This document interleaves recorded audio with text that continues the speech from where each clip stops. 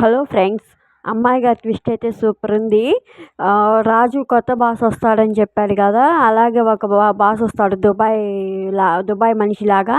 అతను వచ్చి రాజు ఎవరితను అని గౌతమ్ని అడుగుతాడు. ఇతను మన కంపెనీలో పార్ట్నర్ బాస్ అంటే నేను సైన్ చేయకుండా పార్ట్నర్ ఎలా అయ్యాడు అని అంటారు. అప్పుడు శ్వేత కూడా అదే అంటుంది, అన్నీ మీకు చెప్పాలా అని.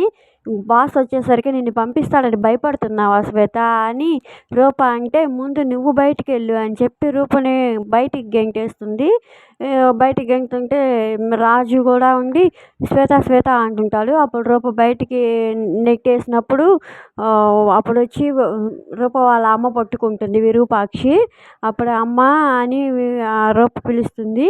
ఆ తర్వాత ఆమె లోపలికి రా రూప అని చెప్పి లోపలికి తీసుకెళ్తుంది.